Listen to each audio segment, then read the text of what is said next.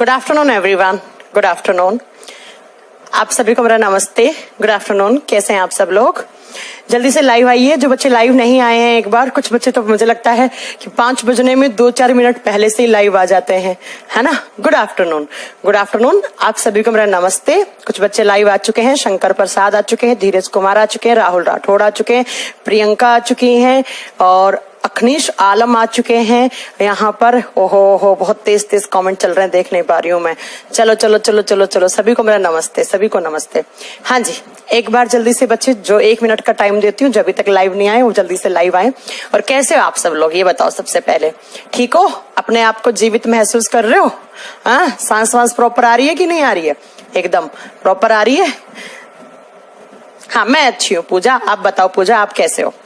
चलिए, पूजा होगी, राहुल हो गए, बहुत सारे बच्चे लाइव आ रहे हैं। मैं तो कमेंट पढ़ भी नहीं पा रही हूँ। शंकर प्रसाद आ रहे हैं, जीत राव यादव आ रहे हैं और यहाँ पर हैं साहद्री आलम। ओके, चलो, बहुत सारे बच्चे लाइव आ चुके हैं। आप लोग ठीक है? तो मैं भी ठीक हूँ एकदम। चलिए, थोड़ा सा बारिश का मौसम हो रखा है, बारिश हो रही है थोड़ी सी दिल्ली में 1-2 दिन से। बढ़िया, एकदम अच्छा सा मौसम हो रखा है, ठंडा ठंडा ऐसा मौसम है सॉरी कि नींद आ रही है। आप लोगों के यहाँ भी हो रही है क्या बारिश? बहुत गर्मी थी यार, थोड़ा आराम मिला, पता है। चलो फिर क्लास स्टार्ट करें आज की। आ गए हैं सब बच्चे लाइव। पीडीएफ में डलवा चुकी हूँ। राहुल, आप बार बार पीडीएफ के लिए क्यों बोलते हैं? लवकुश कुमार, आप भी पीडीएफ चिल्ला रहे हैं। मुझे पता है पीडीएफ चिल्लानी तुम लोगों की आदत है, पढ़ते तुम हो नहीं है पीडीएफ खोल के। चलो ये बताओ, मजा आ रहा है तुम लोगों को इस बैच में पढ़ के? मजा आ रहा है ना? इंग्लिश, रीजनिंग, साइंस, इस वीक तो सारा लगातार आपका साइंस हुआ है ना। अब मुझे लगता है हिस्ट्री करवाना चाहिए, साइंस ज्यादा पढ़ लिया तो। कल और परसों में आपकी हिस्ट्री की क्लास लगेगी, एज आई प्रॉमिस्ड कि शनिवार और इतवार आपके बैच में जीएस का एक सब्जेक्ट होगा, ठीक है। तो 1.5 घंटे की क्लास हिस्ट्री के लगवाएंगे शनिवार और इतवार को। चलिए फिर आज की क्लास स्टार्ट करते हैं। और अगले सप्ताह में मैं ही लूंगी ज्यादा बायो की क्लास, ठीक है, क्योंकि फिजिक्स थोड़ा सा कम करेंगे, फिर बायो की क्लास में थोड़ी ज्यादा करूंगी। एक कह रहे केमिस्ट्री कब स्टार्ट होगी? बेटा जो स्टार्ट हो रहा है वो तो पढ़ लो पहले, है ना। चलिए आइए अब स्टार्ट करते हैं आज की क्लास। तो लास्ट क्लास में हमारा चैप्टर चल रहा था क्या? साइटोलॉजी चैप्टर चल रहा था, कोशिका विज्ञान के बारे में पढ़ रहे थे। अब साइटोलॉजी में हमने क्या क्या पढ़ा वो सुनो। हमने पढ़ा था कि सबसे पहले डेड सेल की खोज किसने की, लिविंग सेल की खोज किसने की। उसके बाद हमने पढ़ा था बच्चा डेड सेल की, लिविंग सेल की खोज करने के बाद कि भैया जितने भी लिविंग ऑर्गेनिजम्स हैं उनको 2 कैटेगरी में डिवाइड करते हैं। एक होते हैं यूनिसेलुलर, एक होते हैं मल्टी सेलुलर ऑर्गेनिजम्स। फिर हमने पढ़ा सेल थ्योरी। सेल थ्योरी किसने दी थी, सेल थ्योरी के क्या क्या पॉइंट थे, ड्यूट्रोचेट ने क्या कहा था, उसके अलावा रुडोल्फ विर्चो ने क्या कहा था, स्कैलडन एंड स्वॉन ने क्या कहा था, ये सारी चीजें मैंने आपको बता दी थी। उसके बाद में हमने कुछ नोट बनाकर पॉइंट लिखे थे कि इस यूनिवर्स में सबसे बड़ी सेल किसकी है, सबसे छोटी सेल किसकी है, ह्यूमन बॉडी में बड़ी कौन सी है, छोटी कौन सी है, लंबी कौन सी है, हमारे ब्लड में कौन सी बड़ी है, कौन सी छोटी है।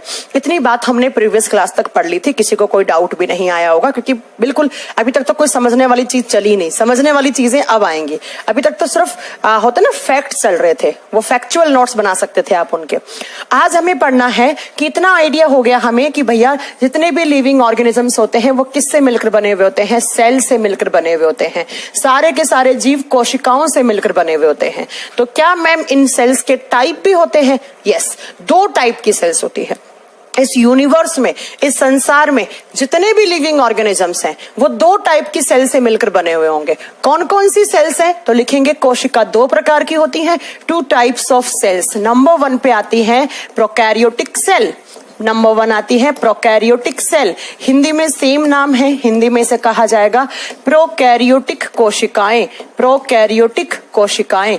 और दूसरी तरफ आती है eukaryotic cell, prokaryotic, eukaryotic cell. Exam में अक्सर इन दोनों में डिफरेंस पूछा जाता है बच्चों। मैं आपको करवाऊंगी कि जो जो क्वेश्चन एग्जाम में आते हैं कैसे आएंगे। तो 2 टाइप की सेल्स होती हैं, आइदर प्रोकैरियोटिक और यूकैरियोटिक। अब ध्यान से सुनना, ऐसा कोई जीव जंतु जिसमें प्रोकैरियोटिक सेल होती हैं उसे प्रोकैरियोट्स कहा जाता है। ऐसा कोई जीव जंतु जिसमें यूकैरियोटिक टाइप की सेल्स होती हैं उन्हें यूकैरियोट्स कहा जाता है। तो कभी कभी जब आप आगे एनिमल किंगडम पढ़ोगे तो वहां पर लिखा हुआ होता है यूकैरियोट प्रोकैरियोट्स, तो आप वहां पर कंफ्यूज ना हो, इसलिए मैं आपको अभी क्लियर कर दे रही हूं कि ऐसे लिविंग ऑर्गेनिजम्स जिनमें प्रोकैरियोटिक प्रकार की कोशिकाएं होती हैं, they are known as prokaryotes, और जिनमें यूकैरियोटिक होती हैं, they are known as eukaryotes. ठीक है, अब बात करते हैं मैम क्या होती है प्रोकैरियोटिक, क्या होती है यूकैरियोटिक। अगर मैं आपको दो सेल दिखाऊं तो मैं कहूं कि भैया इसमें से बताओ प्रोकैरियोटिक कौन सी है, यूकैरियोटिक कौन सी है। एक छोटा सा डायग्राम दिखा रही हूं, एक जनरल व्यू दे रही हूं, उसके बाद इसे डिटेल में पढ़ेंगे। अगर कोई प्रोकैरियोटिक सेल देखोगे तो वो आपको ऐसी दिखेगी बच्चों, प्रोकैरियोटिक कोशिका इस प्रकार की दिखेगी, और अगर आप कोई यूकैरियोटिक सेल देखना चाहते हो तो बेटा या वो ऐसी दिखेगी, या तो ऐसी दिखेगी या ऐसी दिखेगी। अब बात करेंगे मैम कैसी है, क्या क्या डिफरेंस है इनके बीच में, तो वही तो पढ़ने हैं हमें। सबसे पहले इनके नाम का मीनिंग समझो। प्रो का मतलब होता है बच्चों प्रिमिटिव, और प्रिमिटिव का मतलब हिंदी में होता है प्राचीन। प्राचीन का मतलब होता है पुराना, पुराना, जैसे आप पढ़ते होंगे ना पुराना, आप इतिहास पढ़ते होंगे। यू का मतलब होता है न्यू, और न्यू का मतलब होता है नया। तो यहां पर प्रो का मतलब हो गया प्रिमिटिव या प्राचीन या पुराना, यू का मतलब हो गया न्यू या नया। कैरियोटिक टर्म का मतलब होता है बच्चों न्यूक्लियस। न्यूक्लियस, न्यूक्लियस को कहा जाता है केंद्रक। केंद्रक, आप जानते हैं कि ऐसे एक सेल होती है, उस सेल के बीच में क्या होता है, उसका न्यूक्लियस होता है, केंद्रक होता है। अगर हम एक नॉन लिविंग थिंग की बात करते हैं तो वहां पर एटम होता है, परमाणु होता है, और परमाणु के बीचों बीच क्या होता है, उसका न्यूक्लियस नाभिक होता है, और नाभिक में क्या रहते हैं, प्रोटॉन और न्यूट्रॉन रहते हैं। लेकिन अगर हम लिविंग थिंग्स की बात करते हैं तो उनमें क्या होता है, सेल के बीचों बीच न्यूक्लियस केंद्रक होता है, और इनके केंद्रक में होते हैं डीएनए, आरएनए, न्यूक्लिक एसिड होते हैं, जो आगे चलकर मैं आपको पढ़ाने वाली भी हूं। ठीक है, आवाज बिल्कुल सही आ रही है यहां से, तो बिल्कुल सही साउंड है। चलिए, तो प्रोकैरियोटिक और यूकैरियोटिक का मीनिंग क्या है, तो ध्यान से सुनना। प्रो का मतलब हो गया प्रिमिटिव या प्राचीन, पुराना। कैरियोटिक का मतलब हो गया न्यूक्लियस, ऐसा कोई सेल जिसमें पुराने प्रकार का न्यूक्लियस हो। अब पुराने का मतलब ये नहीं है कि बच्चों वो 100 साल पुराना हो गया। पुराने का मतलब है ऐसी कोई सेल जिसमें प्रॉपर उसका न्यूक्लियस का डेवलपमेंट नहीं हो पाया, वो न्यूक्लियस प्रॉपर बन नहीं पाया, वो अविकसित रह गया, मतलब वो लोअर क्लास के एनिमल रह गए, उनकी सेल्स जो हैं वो डेवलप नहीं हो पाई, उनकी कोशिकाएं विकसित नहीं हो पाई। ऐसा कोई सेल जिसमें कोई प्रिमिटिव या पुराने प्रकार का न्यूक्लियस है। पुराने प्रकार के न्यूक्लियस का मतलब है कि जिनका न्यूक्लियस क्या हो गया, अविकसित है, इमेच्योर न्यूक्लियस है उनके अंदर, प्रॉपर न्यूक्लियस उस सेल का बना ही नहीं है, उसे बोलते हैं प्रोकैरियोटिक सेल, उसे बोलते हैं प्रोकैरियोटिक कोशिका। दूसरी तरफ पे आते हैं यूकैरियोटिक। यूकैरियोटिक का मतलब है न्यू, और न्यू का मतलब है एडवांस लेवल का, मतलब ऐसी कोई सेल जिसके अंदर प्रॉपर तरीके से मैच्योर न्यूक्लियस है, उसका विकसित न्यूक्लियस है। आपको प्रॉपर, जब उस सेल को आप माइक्रोस्कोप के नीचे रखोगे तो आपको वेल डिफाइंड न्यूक्लियस मिलेगा। इन सेल्स का जो न्यूक्लियस होता है वो क्या होता है, वेल डिफाइंड न्यूक्लियस, और वेल डिफाइंड का मतलब है प्रॉपर विजिबल होने वाला और अच्छे से दिखने वाला न्यूक्लियस। आप जैसे ही उस सेल को माइक्रोस्कोप के नीचे रखोगे तो तुरंत आप बता दोगे ये उसका न्यूक्लियस है। तो ऐसी कोई सेल जिसका प्रॉपर न्यूक्लियस मैच्योर हुआ है और वो अपने काम कर रहा है, न्यूक्लियस के जो भी काम है वो अपना काम कर रहा है, जिसमें वेल डिफाइंड न्यूक्लियस है, उसे यूकैरियोटिक सेल कहा जाता है। और ऐसा कोई सेल जिसमें प्रॉपर तरीके से न्यूक्लियस है उसका मैच्योर नहीं हो पाया, वो इमेच्योर रह गया, वो वेल डिफाइंड न्यूक्लियस नहीं है, इसमें न्यूक्लियस आपको दिखेगा ही नहीं, और दिखेगा तो हल्का फुल्का ऐसा लगेगा किसी जमाने में कोई न्यूक्लियस था, लेकिन अब वो न्यूक्लियस ना फंक्शनिंग है, ना कोई ढंग से काम कर रहा है उसका। जैसे मैं आपको दिखाती हूं, ये एक सेल है, इसके अंदर प्रॉपर आपको न्यूक्लियस दिख रहा है इसका। अगर आपको प्रॉपर न्यूक्लियस दिखा है तो किस टाइप की सेल्स होगी, ये यूकैरियोटिक सेल होगी, क्योंकि इसका न्यूक्लियस आपको विजिबल है, ये रहा इसका न्यूक्लियस, केंद्रक लिखा हुआ भी है कि ये रहा इसका न्यूक्लियस। जैसे दूसरा मैं एग्जांपल दिखाती हूं, दूसरी सेल आप देखेंगे ध्यान से, ये वाली। अब मैंने कहा इसके अंदर मुझे न्यूक्लियस दिखाओ, आपको न्यूक्लियस दिखेगा ही नहीं, क्योंकि बेचारा दिखने लायक बना ही नहीं, वो इतना मैच्योर हुआ ही नहीं कि आप उसे देख सकते हो माइक्रोस्कोपिक इमेज, दिख ही नहीं रहा आपको न्यूक्लियस। कहीं आपको न्यूक्लियस लिखा हुआ मिल रहा है, ये न्यूक्लियोइड है। Nucleoid is the another thing, nucleoid nucleus नहीं होता, आगे पढ़ाऊंगी न्यूक्लियोइड क्या होता है। तो ये कौन सी सेल होगी, ये एक प्रोकैरियोटिक सेल होगी। तो सबसे पहला डिफरेंस, जो बेसिक डिफरेंस है और जो इनकी डेफिनेशन बनाता है, वो ये बनाता है कि प्रोकैरियोटिक सेल्स वो सेल्स होती हैं बच्चों जिनका न्यूक्लियस प्रिमिटिव टाइप का है, और जिनमें न्यू का मतलब है वेल डिफाइंड न्यूक्लियस होता है, उसे क्या कहा जाता है आप बताओगे, वो एक यूकैरियोटिक सेल है। दूसरा डिफरेंस क्या आता है इन दोनों में, प्रोकैरियोटिक और यूकैरियोटिक में? बच्चा जब आप आगे पढ़ोगे तो आप एक चीज पढ़ोगे कि ऐसे कोई सेल है, उस सेल के बीचों बीच न्यूक्लियस है, उस न्यूक्लियस के चारों तरफ ऐसे एक मेम्ब्रेन लगी हुई होती है, ऐसे एक मेम्ब्रेन लगी हुई होती है, और उस मेम्ब्रेन को कहा जाता है न्यूक्लियर मेम्ब्रेन। उसे क्या कहा जाता है, न्यूक्लियर मेम्ब्रेन कहा जाता है, और हिंदी में केंद्रक झिल्ली कहा जाता है। कोई भी एक सेल है, उसके न्यूक्लियस के चारों तरफ एक मेम्ब्रेन होती है, जो मेम्ब्रेन उसके न्यूक्लियस को प्रोटेक्शन, सुरक्षा देती है, उसे न्यूक्लियर मेम्ब्रेन कहा जाता है। अब दूसरा डिफरेंस क्या होता है बच्चा, जब प्रोकैरियोटिक के अंदर प्रॉपर न्यूक्लियस ही नहीं बना तो क्या न्यूक्लियर मेम्ब्रेन बनेगी? No ma'am. तो ऐसी कोई सेल जिसके अंदर न्यूक्लियर मेम्ब्रेन क्या हो, एब्सेंट हो, न्यूक्लियर मेम्ब्रेन क्या हो, एब्सेंट हो, अनुपस्थित हो।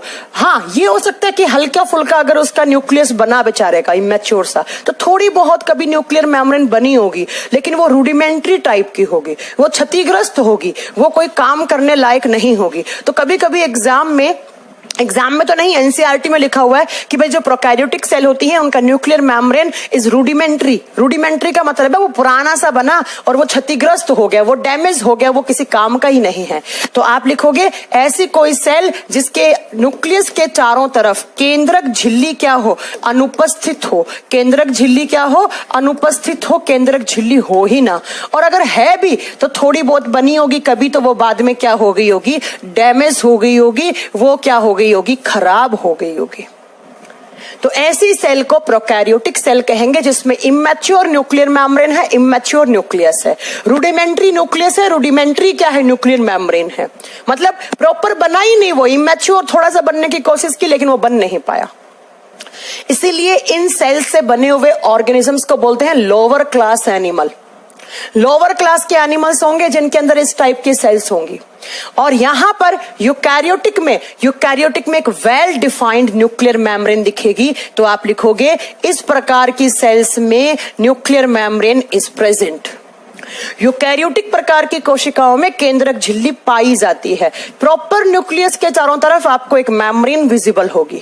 तो तुरंत अगर आपको मैंने 2 सेल दी तो आप क्या करोगे, इन सेल्स को माइक्रोस्कोप के नीचे रखोगे, जिसके अंदर प्रॉपर न्यूक्लियस दिखा, न्यूक्लियर मेम्ब्रेन दिखा, आप क्या बोलोगे, ma'am this is eukaryotic cell. और जहां पर न्यूक्लियस नहीं दिखेगा, ना न्यूक्लियर मेम्ब्रेन दिखेगी, आप बोलोगे ma'am this is prokaryotic cell. ये एक बेसिक डिफरेंस है, बहुत ही बेसिक डिफरेंस है, ये पहला डिफरेंस है। अब बात करते हैं कि मैम ये सेल्स के एग्जाम्पल क्या होते हैं। आप सब बहुत देर से पूछ रहे हैं मैम इनके उदाहरण दे दो, इनके एग्जाम्पल दे दो। तो प्रोकैरियोटिक सेल के एग्जाम्पल क्या होते हैं, लिखोगे बेटा इसके उदाहरण आते हैं बैक्टीरिया। जितने भी बैक्टीरिया हैं, जितने भी जीवाणु हैं, बैक्टीरिया लिविंग है, बता चुकी हूं, कोई नई बात नहीं है। और बैक्टीरिया के अंदर किस प्रकार की सेल्स हैं, प्रोकैरियोटिक सेल्स हैं, इसीलिए बैक्टीरिया को बोलते हैं लोअर क्लास एनिमल, हमसे नीचे एनिमल हैं। क्यों, क्योंकि उनकी सेल्स हैं वो इमैच्योर है बेचारों की, प्रॉपर ढंग से बनी नहीं है, बस सेल है। और सेल थ्योरी क्या कहती है, जिसमें सेल है वो लिविंग है, इसलिए हमें इन्हें लिविंग बोलना हमारी मजबूरी है बच्चों। तो पहला हो गया बैक्टीरिया, और दूसरा इसका एग्जाम्पल आता है blue green algae. Blue green algae, और हिंदी में इसे कहा जाता है नीले हरे शैवाल, नीले हरे शैवाल। और इनको शॉर्ट फॉर्म में कभी कभी BGA लिखा हुआ आएगा। इन्हीं का दूसरा नाम होता है सियानोबैक्टीरिया। बच्चों एक बात बताऊं तुम लोगों को, ब्लू ग्रीन एल्गी कोई एल्गी नहीं है, ये एक बैक्टीरिया है, लेकिन ये ऐसी बैक्टीरिया हैं जिनमें क्लोरोप्लास्ट होता है। जिनमें क्या होता है, क्लोरोप्लास्ट, हरित लवक होता है। और हरित लवक है इसलिए ये फोटोसिंथेसिस करते हैं और अपना खाना खुद बनाते हैं, इसलिए इनका नाम ब्लू ग्रीन एल्गी पड़ा। ब्लू ग्रीन एल्गी कोई एल्गी नहीं है, एक बैक्टीरिया, ऐसी बैक्टीरिया जो फोटोसिंथेसिस करता है, जो प्रकाश संश्लेषण की प्रक्रिया करता है और अपना फूड खुद अपने अंदर बना लेता है। जैसे प्लांट्स भी क्या करते हैं, फोटोसिंथेसिस करते हैं, अपना भोजन खुद बनाते हैं। कौन सी प्रोसेस के थ्रू, फोटोसिंथेसिस के थ्रू। ऐसे ही बच्चों जो ब्लू ग्रीन एल्गी होती हैं वो भी अपना खाना खुद बना सकती हैं, और ऐसी एल्गी क्या कहलाती हैं, सियानोबैक्टीरिया, बैक्टीरिया ही है ये। BGA, जब भी आप देखोगे BGA तो इसका मतलब क्या होगा, ये एक बैक्टीरिया है। तो इन दोनों के अंदर जितने भी बैक्टीरिया हैं, जितनी भी सियानोबैक्टीरिया हैं, उनके अंदर किस प्रकार की सेल्स होती हैं, प्रोकैरियोटिक टाइप की सेल्स होती हैं। एक क्वेश्चन आता है कि इस धरती पर सबसे पहले लाइफ किसकी आई थी। इस धरती पर सबसे पहले सजीव आए थे ब्लू ग्रीन एल्गी, सबसे पहले आने वाले ये लिविंग है। लिख लेना नोट बनाकर अपनी कॉपी में कि इस धरती पर सबसे पहले सक्सेसिव लाइफ किसकी आई थी, BGA, ब्लू ग्रीन एल्गी की सबसे पहले आई थी। उसके बाद धीरे धीरे ये ब्लू ग्रीन एल्गी का क्या होता गया, इवोल्यूशन होता गया। धीरे धीरे ये बैक्टीरिया की सेल बनी, फिर यूकैरियोटिक सेल बनती गई, फिर धीरे धीरे ऐसे करके पूरे लिविंग्स आते गए। तो ये दोनों ऐसे एग्जाम्पल हैं जिनमें जो प्रोकैरियोट्स कहलाएंगे, क्योंकि इनमें किस टाइप की सेल्स होती हैं, प्रोकैरियोटिक टाइप की सेल्स होती हैं। क्लियर है। अब दूसरी तरफ आओ, यूकैरियोटिक सेल किस किस में प्रेजेंट होती हैं। एग्जाम्पल लिखो, प्लांट सेल में जितनी भी पादप कोशिकाएं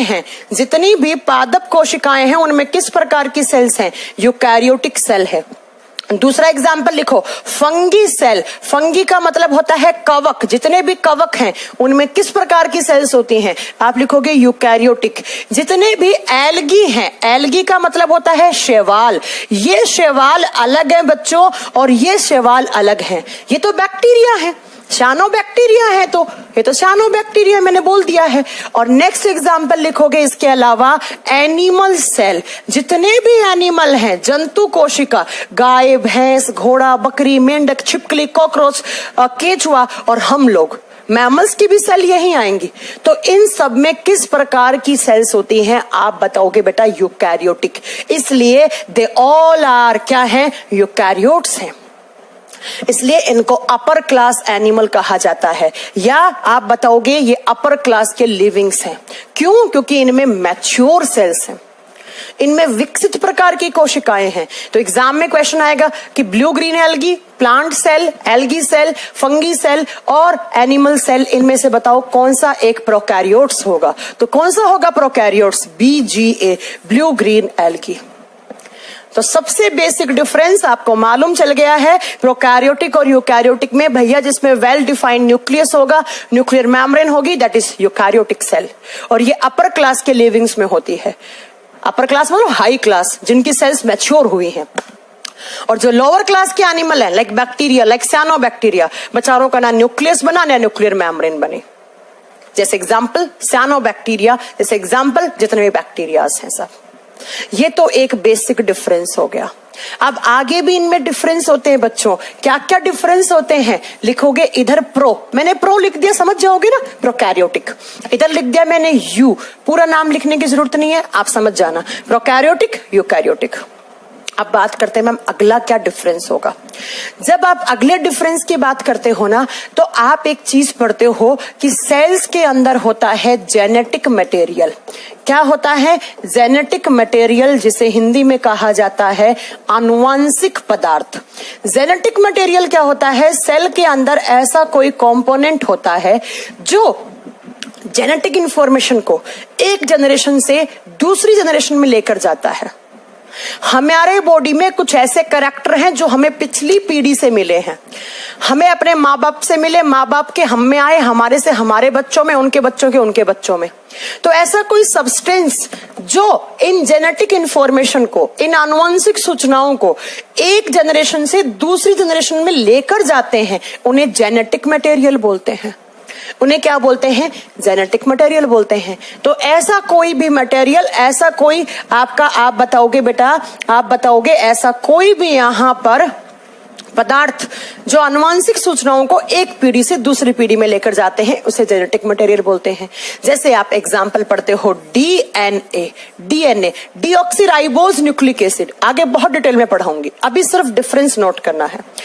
जो प्रोकैरियोटिक सेल होती हैं उन सेल का जो जेनेटिक मटेरियल है, उन सेल का जो जेनेटिक मटेरियल है प्रोकैरियो, बेटा इसको ना स्टार करना, बीपीएससी तक के एग्जाम में पूछा हुआ क्वेश्चन है कि जो प्रोकैरियोटिक सेल्स होती हैं उनका जेनेटिक मटेरियल है, उनका आनुवंशिक पदार्थ है, वो डीएनए होता है, वो डीएनए होता है, लेकिन इनका डीएनए कुछ अलग टाइप का डीएनए होता है। इनका जो जेनेटिक मटेरियल होता है उसको नाम दिया जाता है न्यूक्लियोइड, न्यूक्लियोइड, या उसको नाम दिया जाता है जीनोफोर। या तो बोलेंगे न्यूक्लियोइड, न्यूक्लियोइड, या बोलेंगे इनके जेनेटिक मटेरियल को आप बताओगे बेटा जीनोफोर। और यही एग्जाम में क्वेश्चन आता है, यही एग्जाम में क्वेश्चन आता है कि किस प्रकार की सेल्स का जेनेटिक मटेरियल, जिनका जेनेटिक मटेरियल न्यूक्लियोइड या जीनोफोर कहलाता है, तो किस प्रकार की सेल्स का, प्रोकैरियोटिक सेल का। अब मैम न्यूक्लियोइड या जीनोफोर का मतलब क्या होता है, ध्यान से सुनना। प्रोकैरियोटिक सेल में न्यूक्लियस तो होता नहीं है, तो इनका जो डीएनए है या इनका जो जेनेटिक मटेरियल है वो न्यूक्लियस में तो है नहीं, और ऐसे ही इनकी सेल में पड़ा हुआ होता है, ऐसे स्प्रिंग का जैसा ऐसे पड़ा हुआ होता है, क्योंकि बेचारों में न्यूक्लियस तो है नहीं। जनरली जो जेनेटिक मटेरियल होता है वो न्यूक्लियस के अंदर पैक्ड होना चाहिए, लेकिन इनके अंदर बेचारियों के पास न्यूक्लियस तो है नहीं। जब न्यूक्लियस नहीं है तो इनका जो डीएनए है वो ऐसे ही बाहर ऐसे स्प्रिंग की तरह ऐसे जाल बंधा हुआ पड़ा रहता है। और ऐसा न्यूक्लिक एसिड या ऐसा कोई डीएनए जो न्यूक्लियस में नहीं है बेटा वो प्रोटेक्टिव नहीं होता है, ये कभी भी कट सकता है, फट सकता है, कुछ भी हो सकता है इसके साथ। तो इनका जो डीएनए जो ऐसे ही बिखरा पड़ा है और जो क्या है, जो अनप्रोटेक्टिव है, जो क्या है, अनप्रोटेक्टिव का मतलब है असुरक्षित है, ये कभी भी टूट सकता है, कभी भी डीएक्टिवेट हो सकता है। तो ऐसा डीएनए जो न्यूक्लियस में नहीं है और ऐसे ही पड़ा है, अनप्रोटेक्टिव है, उसी डीएनए को कहा जाता है न्यूक्लियोइड या जीनोफोर। न्यूक्लियोइड या जीनोफोर। बेचारे जो प्रोकैरियोट्स होते हैं उनके अंदर क्या नहीं होता है, न्यूक्लियस तो होता नहीं है, तो उनका डीएनए ऐसे ही घूमा हुआ पड़ा रहता है बेटा, और वो अनप्रोटेक्टिव है, मतलब वो असुरक्षित है, वो कभी भी डैमेज हो सकता है, क्योंकि न्यूक्लियस के अंदर जो चीज होती है वो हमेशा सेफ रहती है। तो ऐसा कोई डीएनए जो अनप्रोटेक्टिव है और वो ऐसे ही पड़ा सेल के अंदर बिना न्यूक्लियस के बाहर की तरफ पड़ा है ऐसे ही, तो उसे कहा जाता है न्यूक्लियोइड या जीनोफोर। तो आपसे पूछेगा एग्जाम में किस प्रकार की सेल्स का जेनेटिक मटेरियल न्यूक्लियोइड कहलाता है या जीनोफोर कहलाता है, या पूछेगा what is nucleoid, what is genophore, तो आपको वहां पर आपकी सिट्टी बुट्टी गुम हो जाएगी अगर नहीं पढ़ा होगा कॉन्सेप्ट। तो दिखाऊं मैं आपको, आप बोलोगे मैम दिखाओ, ये देखो, ये रहा इनका न्यूक्लियोइड रीजन, ये बेचारों का न्यूक्लियोइड रीजन है, ऐसे ही घुमा हुआ पड़ा है, ऐसे ही कभी भी डैमेज हो सकता है, ये अनप्रोटेक्टिव है, इसीलिए इसका नाम क्या पड़ा है, न्यूक्लियोइड पड़ा है। और इनके डीएनए की एक खास बात और होती है बच्चों, सुनना, इनका डीएनए जो होता है वो होता है सिंगल हेलिक्स। इन सेल्स का जो डीएनए है ऐसे सिंगल हेलिक्स है। सिंगल हेलिक्स का मतलब होता है एक ही कुंडली में घुमा हुआ है, एक कुंडलित, ऐसे एक कुंडली में घुमा हुआ है, और इनका डीएनए होता है बच्चों वो सर्कुलर होता है, गोल होता है, ऐसे एक ही कुंडली है, कोई दो हेलिक्स नहीं है, और ऐसे गोल घुमा हुआ होता है। तो पूछ ले ये किसका डीएनए है? सिंगल हेलिक्स या सर्कुलर डीएनए किस प्रकार की सेल्स में होता है? प्रोकैरियोटिक टाइप की सेल्स में होता है। हाँ जी पूजा, न्यूक्लियोइड का मतलब ही क्या है? ऐसा कोई डीएनए, आप कह रही हैं कि न्यूक्लियोइड का मतलब डीएनए है क्या? बेटा मैं ये कहना चाह रही हूँ कि ऐसा डीएनए, ऐसा जेनेटिक मटेरियल जो न्यूक्लियस में नहीं है तो वो बिल्कुल भी प्रोटेक्टिव नहीं है, अनप्रोटेक्टिव है, तो वो कभी भी डैमेज हो सकता है, और वो सर्कुलर है और वो सिंगल हेलिक्स है। तो इस डीएनए को न्यूक्लियोइड या जीनोफोर कहा जाता है। जबकि आप यूकैरियोटिक की बात करोगे तो यूकैरियोटिक का जो डीएनए है वो किस में होगा? एक तो उन सेल्स के न्यूक्लियस में होगा, सेल्स के अंदर न्यूक्लियस है यूकैरियोटिक में, तो भैया जब न्यूक्लियस है तो डीएनए कहाँ पड़ा होगा? न्यूक्लियस में पड़ा होगा। कहां पड़ा होगा? न्यूक्लियस में। और इनका जो डीएनए होता है वो होता है डबल हेलिक्स। डबल हेलिक्स का मतलब है दो कुंडलियों में, द्विकुंडलित, दो कुंडलियों में घुमा हुआ होता है। एक ऐसे रहती है कुंडली, दूसरी ऐसी रहती है। तो हमारे बॉडी में जो डीएनए वो कैसा होगा? ऐसा। किसी प्लांट का डीएनए होगा वो ऐसा दिखेगा, है ना? समझ रहे हो आप? क्योंकि प्लांट, एनिमल, ये सब क्या होते हैं? ये सब यूकैरियोट्स होते हैं। तो हमारी सेल्स का जो डीएनए है वो न्यूक्लियस में है, और न्यूक्लियस में है तो इसका मतलब उससे प्रोटेक्शन मिला हुआ है। इसका मतलब वो क्या है? वो प्रोटेक्टिव न्यूक्लिक एसिड है। या प्रोटेक्टिव क्या है? जेनेटिक मटेरियल है, मतलब सुरक्षित है। तो एग्जाम में पूछ रहे किस प्रकार की कोशिकाओं का न्यूक्लिक एसिड या डीएनए या जेनेटिक मटेरियल सुरक्षित है, तो किस प्रकार की? यूकैरियोटिक की। लेकिन बेचारी प्रोकैरियोटिक सेल्स है, उनके पास न्यूक्लियस है ही नहीं, तो उनका न्यूक्लियोइड बन जाता है या जीनोफोर कहलाता है, और उनका जो जेनेटिक मटेरियल है वो अनप्रोटेक्टिव है, वो असुरक्षित है, और वो सिंगल हेलिक्स होता है, और वो सर्कुलर गोल घुमा हुआ होता है। जबकि एक यूकैरियोटिक सेल का डीएनए न्यूक्लियस में दिखेगा। हाँ, वो बात अलग है, न्यूक्लियस के अलावा माइटोकॉन्ड्रिया में दिखता है, क्लोरोप्लास्ट में दिखता है, वो सब बात की बातें हैं। फिलहाल हम बेसिक लेकर चल रहे हैं, ठीक है। और दूसरा, उनका न्यूक्लियस डबल है, उनका जो डीएनए है या उनका जेनेटिक मटेरियल है वो डबल हेलिक्स होगा, ऐसा दिखेगा आपको। दो हेलिक्स, एक कह रहे हेलिक्स का मतलब क्या है? एक कुंडली, दूसरी कुंडली, इनको बोलते हैं double helix. Double helix model किसने दिया? ये क्वेश्चन है रोहित का। रोहित जी, हम सब पढ़ाएंगे आपको आगे, ये डीएनए कम से कम 1.5 घंटे पढ़ाऊंगी आपको, लेकिन रुक जाओ, थोड़ा पेशेंस रखा करो। हर क्लास में थोड़ी डांटूंगी तुम लोगों को यार, तीसरी चौथी क्लास के बच्चे नहीं हो ना। जो पढ़ा रही हूं बस उसे कान खोल के सुनो, उसे ऐसा कर लो कि कभी उससे क्वेश्चन आए तो आप कभी स्किप ना करो। बाकी आगे सब मैं पढ़ाऊंगी, तुम लोग चिंता मत करो, सब करवाऊंगी। मुझे पता है कि तुम लोगों के दिमाग में क्वेश्चन आया होगा कि डबल हेलिक्स मॉडल किसने दिया, लेकिन सही समय पर आने पर सही जगह पढ़ाना ही एक अच्छे टीचर की पहचान होती है। समझ रहे हो? अब बोलोगे आप अपने आप को अच्छा बोल रहे हो, तो तुम भी अच्छे बच्चे बन जाओ, अच्छे बच्चों की तरह पढ़ो ना। अभी रुको बेटा, आगे पढ़ाएंगे आपको बहुत अच्छे से। डीएनए क्या होता है, जीन क्या होता है, क्रोमोसोम क्या होता है, सब पढ़ाएंगे आपको, डीएनए का स्ट्रक्चर, लेकिन सही समय आने पर। फिलहाल बस जितना काम का है उतना नोट करवाना मेरा यहाँ पर ड्यूटी है। तो नेक्स्ट डिफरेंस क्या हो गया प्रोकैरियोटिक और यूकैरियोटिक में? उनके जेनेटिक मटेरियल का हो गया, उनके आनुवंशिक पदार्थ का हो गया, ठीक है। अब नेक्स्ट पॉइंट मैं आपको और क्या बताती हूं कि प्रोकैरियोटिक और यूकैरियोटिक सेल में क्या क्या डिफरेंस देखने को मिलेंगे आपको। तो प्रो का मतलब क्या है? प्रिमिटिव, पुराने प्रकार का न्यूक्लियस, इमैच्योर न्यूक्लियस। यू का मतलब न्यू का मतलब क्या है? Well defined nucleus. आइए प्रोकैरियोटिक में जब मैं बात करती हूं ना बच्चा इस डीएनए की, जो भी मैंने बनाया है, इस डीएनए के ऊपर कुछ प्रोटीन प्रेजेंट होती हैं, ऐसे आगे पढ़ाऊंगी मैं आपको। इन प्रोटीन को कहा जाता है हिस्टोन प्रोटीन। कौन सी प्रोटीन? हिस्टोन प्रोटीन, या इन्हीं को कहा जाता है एच प्रोटीन। आगे बताऊंगी आपको मैं, जब डीएनए की स्ट्रक्चर बताऊंगी कि डीएनए की पैकिंग में काम करते हैं ये हिस्टोन प्रोटीन। जब एक डीएनए पैक हो जाता है तो उसकी पैकिंग में, उसको बांधने में सहायक होते हैं हिस्टोन प्रोटीन।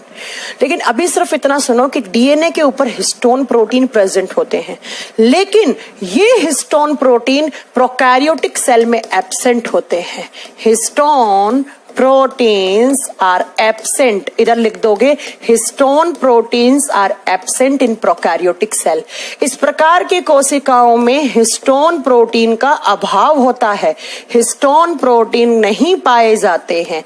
यहां हिस्टोन प्रोटीन नहीं होते हैं, जबकि अगर आप कोई यूकैरियोटिक सेल उठाते हो तो उसमें हिस्टोन प्रोटीन्स आर प्रेजेंट। इनमें हिस्टोन प्रोटीन उपस्थित होते हैं, इनमें पाए जाते हैं।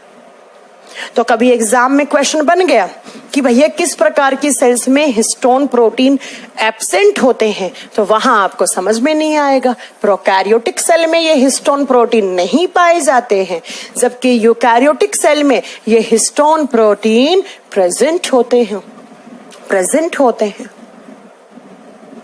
ठीक है, इतनी बात समझ में आ गई। अब नेक्स्ट पॉइंट जो मैं आपको बताने वाली हूं उसको कान खोल के सुनना, हर एग्जाम में क्वेश्चन बनेगा। जब आप सेल्स की बात करते हो, जब आप किसकी बात करते हो, एक सेल की बात करते हो, तो उस सेल के चारों तरफ एक कवरिंग लगा हुआ होता है, एक आवरण लगा हुआ होता है ऐसे, और इसी कवरिंग को नाम दिया जाता है सेल वॉल। इसे क्या नाम दिया जाता है? इसे कोशिका भित्ति नाम दिया जाता है।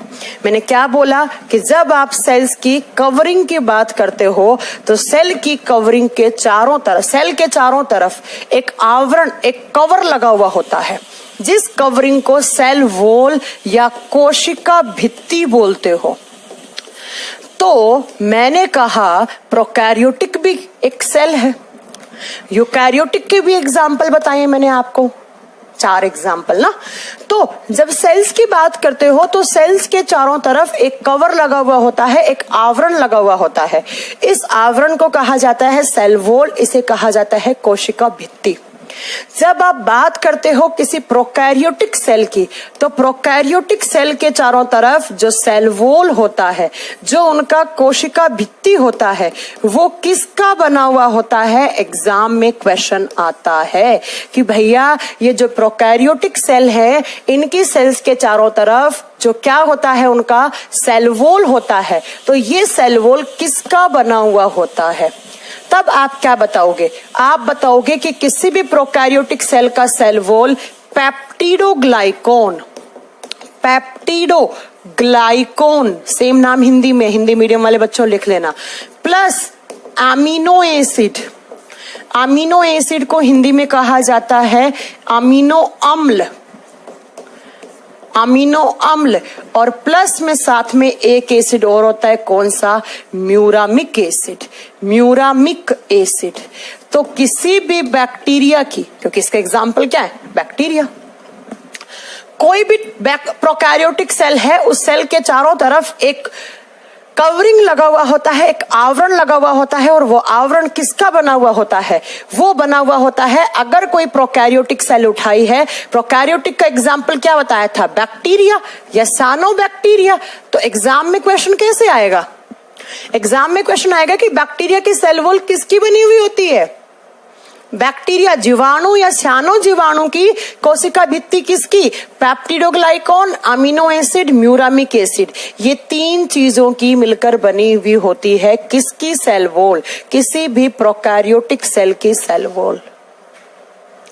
तो या तो क्वेश्चन कैसे आएगा? जीवाणुओं की कोशिका भित्ति किससे मिलकर बनी हुई है? या क्वेश्चन क्या आएगा कि जो भैया प्रोकैरियोटिक सेल होती हैं, उनकी सेल किसकी बनी हुई होती है, उनकी सेल वॉल किसकी बनी हुई होती है?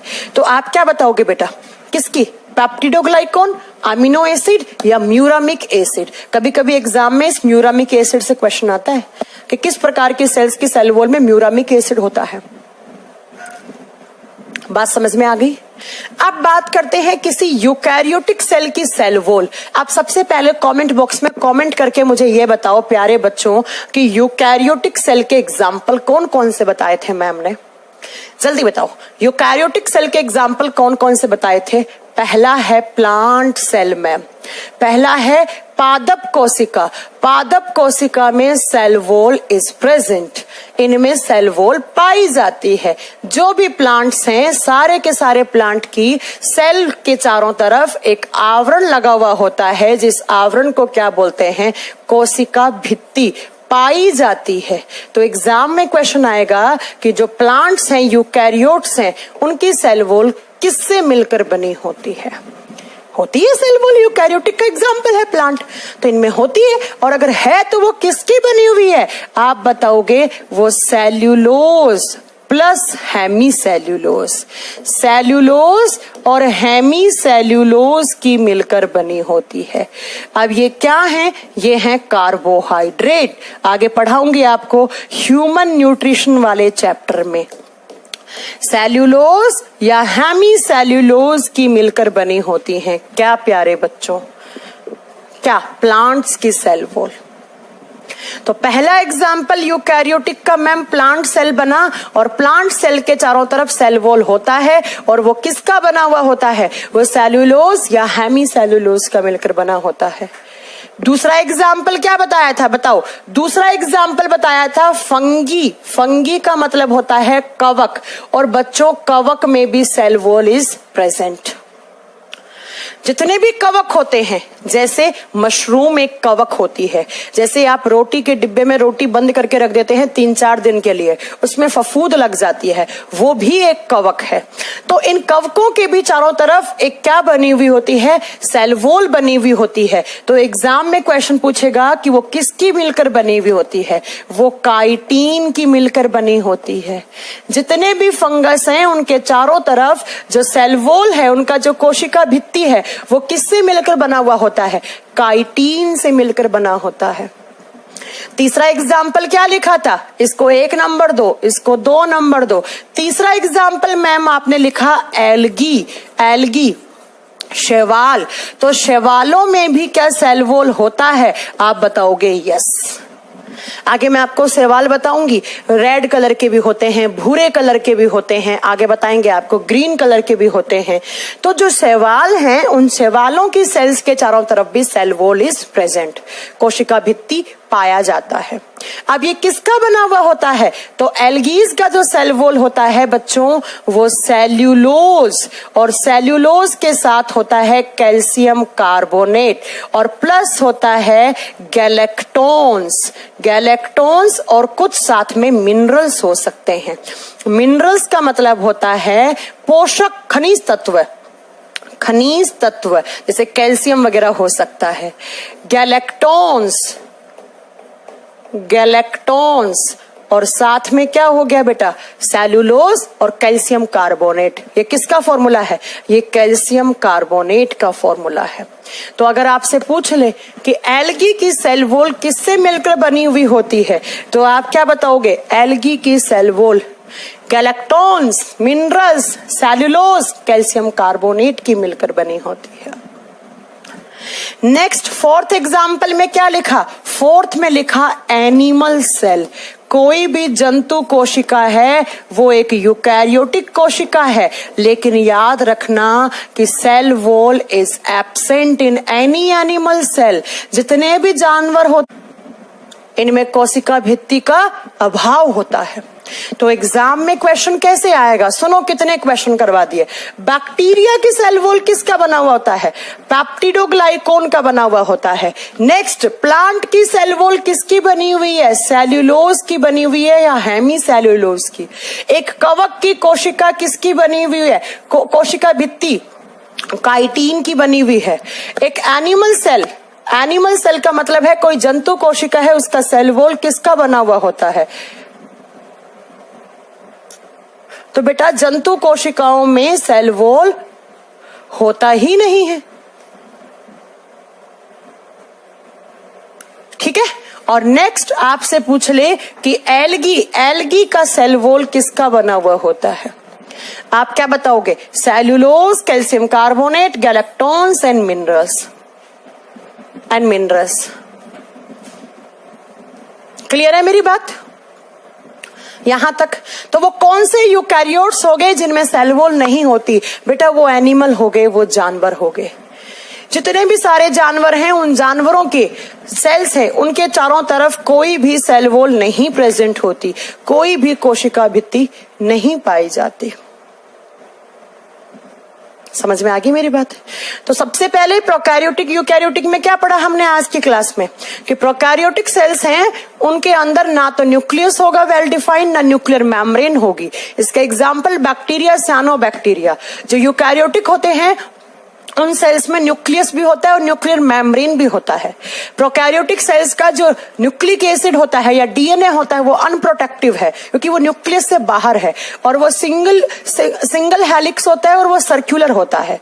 जबकि जो यूकैरियोटिक सेल्स होती हैं उनका जो जेनेटिक मटेरियल होता है वो एक प्रोटेक्टिव फॉर्म में होता है, क्योंकि वो न्यूक्लियस में होता है और वो डबल हेलिक्स होता है, और वो घुमा हुआ नहीं होता है, वो ऐसे खड़ा हुआ होता है। नेक्स्ट डिफरेंस आपने क्या पढ़ा कि जितने भी प्रोकैरियोटिक होते हैं उनमें सेल वॉल होती है और वो पेप्टिडोग्लाइकोन की बनी हुई होती है, लेकिन यूकैरियोटिक में सिर्फ और सिर्फ एनिमल यूकैरियोटिक सेल्स ऐसी होती हैं जिनमें सेल वॉल नहीं होता है, बाकी सब में सेल वॉल होता है। इतनी बात यहाँ तक की क्लास में कोई भी डाउट हो, किसी को भी कैसा भी डाउट हो, मुझसे पूछिए। अभी खत्म नहीं हुआ है, अभी खत्म नहीं हुआ है। कुछ बातें प्रोकैरियोटिक यूकैरियोटिक की बची हैं जो नेक्स्ट क्लास में पढ़ेंगे, लेकिन इससे पहले आपके कुछ डाउट ले लो। भले ही कम कम पढ़ो, लेकिन मेरा मानना यह है कि आप जितना पढ़ रहे हो उतने के अच्छे से नोट्स बनाओ, और उसमें से कोई डाउट हो मेरे से आप किसी भी समय पूछो। चलो अब स्टार्ट करो अपने डाउट पूछना। हाँ, एक बच्चा कह रहा है मैम प्रोकैरियोटिक सेल दिखा दो। ये रही बेटा प्रोकैरियोटिक सेल, ये इसका न्यूक्लियोइड है, ये इसका न्यूक्लियोइड है, सेल वॉल लिखा हुआ है। बाकी की बातें जो है ये राइबोसोम वाली, ये सब बाद में करेंगे, ठीक है। ऐसा होगा प्रोकैरियोटिक सेल। तो ये किसकी सेल है? ये एक बैक्टीरिया की सेल है बच्चा। कि बैक्टीरिया की सेल में किस प्रकार की सेल्स होती हैं? प्रोकैरियोटिक सेल होती हैं। दूसरा, ये है बच्चों एक यूकैरियोटिक सेल। ये एक एनिमल सेल है, आप इसमें ढूंढोगे तो कहीं पर भी आपको सेल वॉल नहीं मिलेगा। है तो ये भी यूकैरियोटिक सेल, लेकिन ये एक एनिमल की है, इसलिए इसके चारों तरफ क्या नहीं दिखेगा आपको? सेल वॉल नहीं दिखेगा, क्योंकि एनिमल सेल्स में सेल वॉल नहीं होता है। सेल मेम्ब्रेन होता है, सेल मेम्ब्रेन अलग चीज होती है, वो आगे पढ़ाऊंगी मैं आपको। नेक्स्ट आता है क्या? ये देखो एक प्लांट की सेल। इस प्लांट सेल में ये चारों तरफ जो कवरिंग बना हुआ है ये सेल वॉल है, लिखा हुआ है। तो ऐसे दिखेंगी आपको, ऐसी दिखेंगी ये वाली और ये वाली, ये दोनों यूकैरियोटिक सेल है। लेकिन प्यारे बच्चों ये प्रोकैरियोटिक सेल है। प्यारे बच्चों ये वाली प्रोकैरियोटिक सेल है, ठीक है। अब कुछ डाउट आए हैं, ये डाउट हम क्लियर करते हैं। एक बच्चा कह रहा है कि मैम सारे प्रकार के बैक्टीरिया में प्रोकैरियोटिक सेल्स होती हैं। यस, ऐसा कोई बैक्टीरिया नहीं है जिसमें यूकैरियोटिक सेल्स होती हैं। इसीलिए हम बैक्टीरियाज को बोलते हैं लोअर क्लास एनिमल, निम्न जाति के सजीव कहते हैं हम। और जिनमें यूकैरियोटिक सेल्स होती हैं वो अपर क्लास के एनिमल्स होते हैं। और पूछिए किसी का कोई डाउट है? जितेंद्र जी का कहना है कि सियानो बैक्टीरिया क्या होते हैं। जितेंद्र जी, सियानो बैक्टीरिया ऐसे बैक्टीरिया हैं जिनके पास खुद का क्लोरोप्लास्ट होता है, उनके पास हरित लवक होता है, इसलिए वो अपना खाना खुद बना सकते हैं। वो फोटोसिंथेसिस करके अपने बॉडी के अंदर ही ग्लूकोज बना लेते हैं, जैसे प्लांट्स करते हैं। वैसे ऐसा बैक्टीरिया जो खुद का भोजन खुद प्रिपेयर कर सकता है उसे सियानो बैक्टीरिया या उसे BGA ब्लू ग्रीन एल्गी कहा जाता है। And please for God sake याद रखिएगा, ब्लू ग्रीन एल्गी नहीं होते हैं। एल्गी इधर आते हैं यूकैरियोटिक में, ब्लू ग्रीन एल्गी इधर आते हैं। एक कह रहे हैं मैम धरती पर सबसे पहले लाइफ किसकी आई थी? बताया तो है बेटा, सबसे पहले सियानो बैक्टीरिया आए थे, BGA आए थे। नो मैम, नो मैम, आप बहुत अच्छा पढ़ाती हैं। ऐसा नहीं है, मैं ठीक ठाक पढ़ा लेती हूँ, लेकिन आप लोगों को समझ में आ रहा है वो मैटर करता है बेटा, वो मैटर करता है। मैम आप कहाँ से क्लास ले रही हैं? स्टूडियो से क्लास ले रही हूँ, दिल्ली से। और कहाँ से क्लास लूंगी? बारिश हुई है? ले बताओ, मैं कह रही हूँ डाउट पूछो, तुम लोग बात कर रहे हो बारिश हुई है क्या? हाँ बारिश हो रही है दिल्ली में, कल भी हुई थी, आज भी सुबह हल्की हल्की बूंदाबांदी हुई है। थोड़ा सा आराम है गर्मी में, नहीं तो बहुत तगड़ी गर्मी थी। एक कह रहा है रिकॉर्डेड क्लास है। ओ भाई रे, बताओ अब क्या कर सकते हैं? मैं अपनी नसें काट के आपको खून टपका के दिखाऊं लाइव कि ये लाइव क्लास है? हाँ, मैं अपनी नसें काट के तुम्हें खून टपका के दिखाऊं कि लाइव क्लास है? बेटा ये लाइव क्लास है, और आज डेट है 16 जुलाई, 16 जुलाई है आज, और ये बिल्कुल लाइव क्लास है। मुझे कोई इंटरेस्ट नहीं है, अगर मैं रिकॉर्ड करके चला सकती हूँ तो मैं लाइव भी तो पढ़ा सकती हूँ ना। अजीब हो यार तुम लोग। कुछ बच्चे मैंने देखे हैं, सिर्फ उनको इस चीज से मतलब होता है कि एक टीचर को कैसे परेशान किया जाए। वो टीचर कैसे ना कैसे करके सबसे कम अपना आउटपुट दे क्लास में। उनमें से एक ये है शंकर प्रसाद, जो कह रहे हैं कि रिकॉर्डेड क्लास है। कोई बात नहीं शंकर प्रसाद, हम आपका नाम ले रहे हैं, फिर भी आपको रिकॉर्ड क्लास लग रही है, तो गॉड ब्लेस यू बेटा। भगवान आपको सद्बुद्धि दे और बहुत सही समय पे दे। कोई डाउट नहीं है? चलो तो फिर कल और परसों आपकी हिस्ट्री की क्लास लगेगी। जीएस में मैंने कहा था हम आपको 5 दिन साइंस प्रोवाइड कर देंगे। 5 दिन हो गया बेटा, 3 दिन फिजिक्स चला, 2 दिन 3 दिन बायोलॉजी चला, 2 दिन फिजिक्स चला। अगले सप्ताह में मैं थोड़ा सा बायोलॉजी की क्लास ज्यादा कर दूंगी। अब ये कह रहे सिलेबस कब खत्म होगा? भैया जितना ड्यूरेशन बोला उतने ड्यूरेशन में हम सिलेबस खत्म कर देंगे, उससे पहले नहीं हो पाएगा। ठीक है, 7 के 7 दिन पढ़ा रहे हैं, जान लोगे क्या यार आप टीचर्स की? संडे तक की आपकी क्लास लगवा रहे हैं, फिर आप जान ले लो, जान बची है हम लोगों में, वो ले लो आप। चलिए ठीक है, तो कल मेरी क्लास नहीं होगी, ना मेरी संडे को होगी। अब आपकी हिस्ट्री की क्लास होगी कल और परसों, क्योंकि साइंस के साथ हिस्ट्री, पॉलिटी, ज्योग्राफी, इकोनॉमिक्स पढ़ना भी तो जरूरी है ना। बाकी आपका मैथ्स चल ही रहा है, इंग्लिश चल ही रहा है, रीजनिंग चल ही रहा है, बाकी सब चल रहा है, आपका हिंदी चल ही रहा है, कोई प्रॉब्लम ही नहीं है आपको पढ़ने में। मैंने तो अपना बेस्ट सोचकर आप लोगों को एक ऐसा बैच प्रोवाइड किया।